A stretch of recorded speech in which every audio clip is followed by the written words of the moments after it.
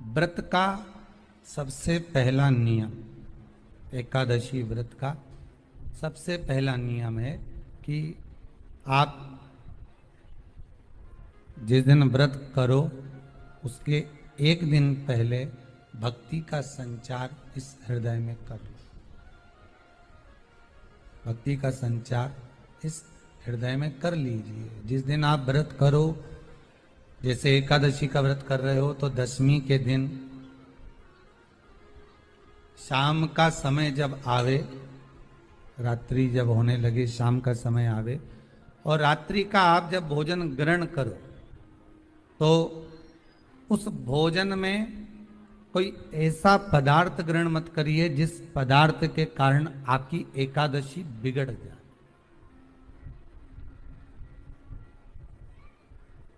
एकादशी का दूसरा नियम बहुत ध्यान से सुनिएगा। जिस दिन आपकी एकादशी का व्रत हो उस दिन प्रयास करिएगा कि अपने हाथ से किसी भी वृक्ष की कोई पत्ती टूटे ना। अपने हाथ से किसी भी वृक्ष की, पौधे की, किसी भी वृक्ष की पत्ती अपने हाथ से ना टूटे। बहुत ध्यान दीजिएगा महाराज। एकादशी का ये दूसरा नियम है कि अपने हाथ से किसी पौधे की, किसी वृक्ष की, किसी डाली की कोई पत्ती टूटे ना, कोई पत्ती ना टूटे, इसका प्रयास करिए। यहां पर तीसरे नंबर का जो, चौथे नंबर का जो उपाय बताया है, उपवास करने का जो नियम बताया, उसमें वर्णन किया।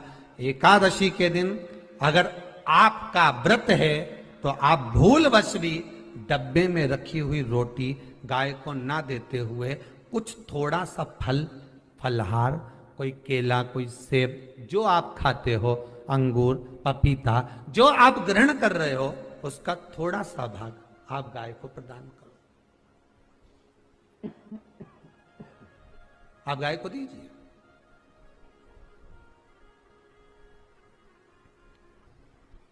रोटी ही दिए, डब्बे में से निकाल के ले गई, गाय आई है, रोटी देना, देव मना नहीं।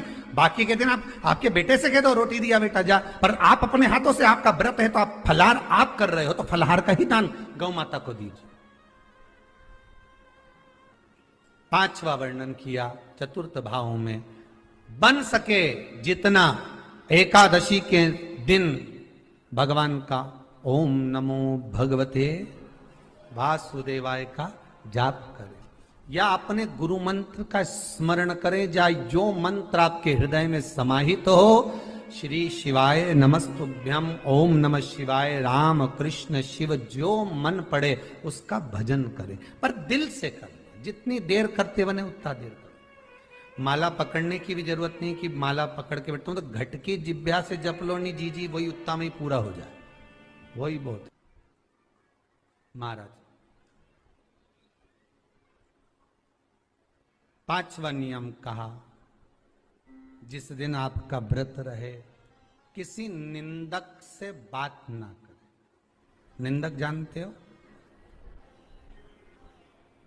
भाई दूज के दिन, दिवाली की जो भाई दूज होती है ना, होली दिवाली की जो दूज होती है, उनमें ऐसा गोबर का भाई दूज बनाते हैं और पास में एक चुगलखोर भी बना है, और चुगलखोर के ऊपर ऐसा भाटा धर दे, एक पत्थर।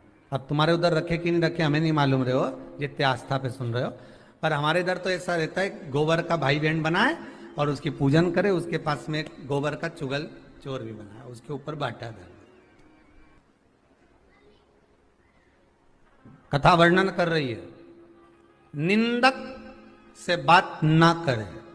मान लो किसी ने आकर आपको निंदा कर भी दी तो तुरंत सूर्य नारायण भगवान का दर्शन करें और 3 बार उनका दर्शन कर कर नेत्र बंद करें, तब जाकर वो निंदा जो अंदर गई है, अंदर पवित्रता प्रदान करेगी, तब जाकर एकादशी का व्रत लगेगा। पहले तो प्रयास करो, अगर जो निंदा करने आता है ना तो उसको उस दिन एकादशी वाले दिन दरवाजे पे लिख दो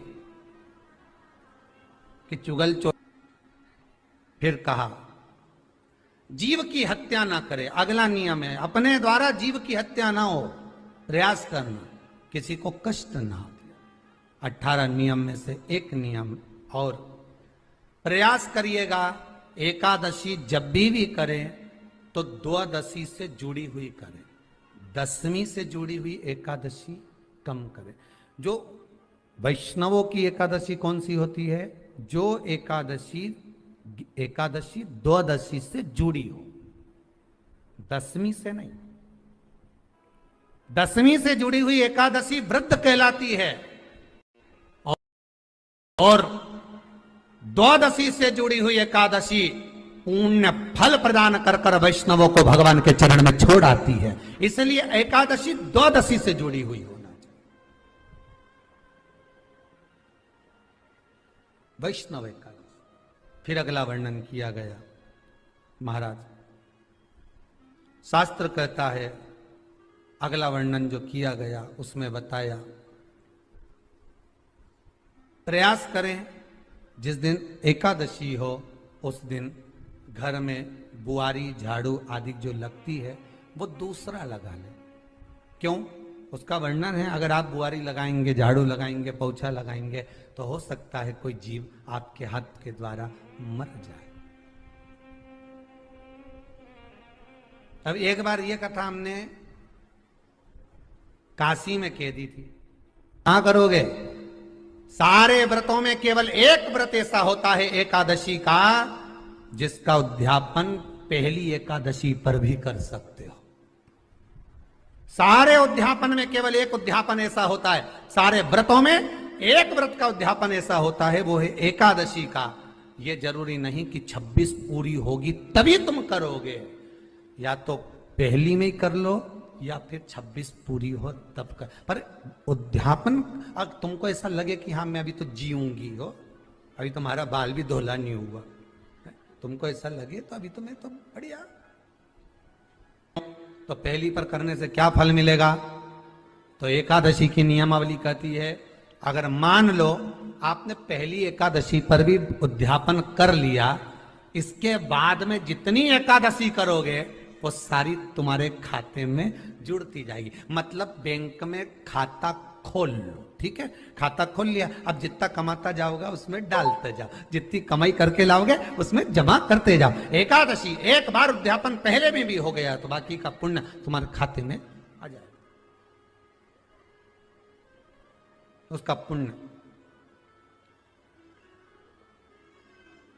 एकादशी का उद्यापन बड़े महीने में, माघ शुक्ल एकादशी के दिन, माघ का महीना हो, शुक्ल पक्ष की, जम के बोलिए, एकादशी हो, प्रयास करना कि आप उद्यापन करें, भले 5, 10, 11, 12 जितनी एकादशी हो जाए, 26 हो जाए तो ज्यादा अच्छी है, नहीं तो आप करें तो माघ महीने की शुक्ल पक्ष की एकादशी के दिन आप उद्यापन करें, प्रयासरत करें,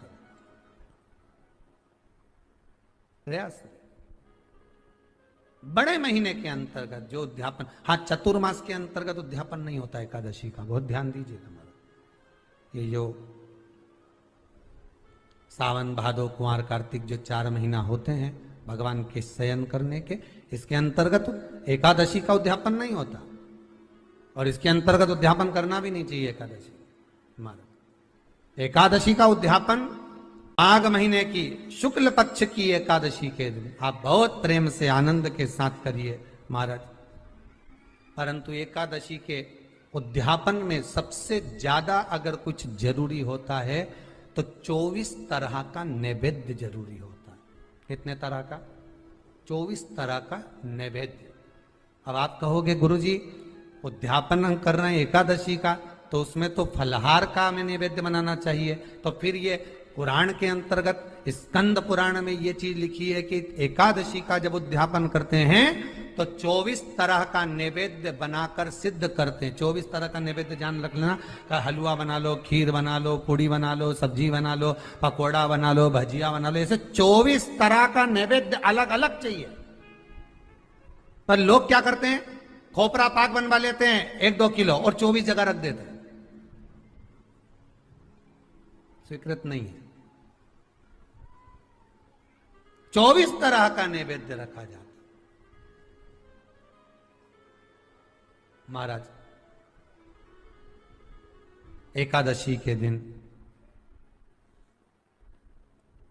भगवान का पूजन का पूरी तैयारी कर कर मंडल आदि बनवाकर विद्वान ब्राह्मण को बुलाकर कर्मकांडी ब्राह्मण को बुलाकर जो भगवत सेवा में एकादशी का उद्यापन कराए उन ब्राह्मण के चरणों को नमन कर कर प्रणाम कर कर एकादशी का पूजन करवाइए और उस मंडल की पूजन कराकर हवन द्वादशी को कराइए। एकादशी को हवन नहीं, एकादशी के उद्यापन का जो हवन होता है वो द्वादशी को।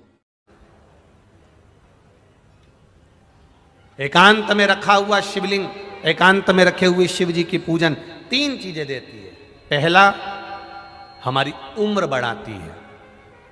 दूसरा, बड़ी बीमारी शरीर में एकांत का शिवलिंग कभी नहीं आने देता। और तीसरा, हमारे जीवन में कभी वैभव की, सत्ता की और लक्ष्मी की कमी नहीं आने देता। ये एकांतेश्वर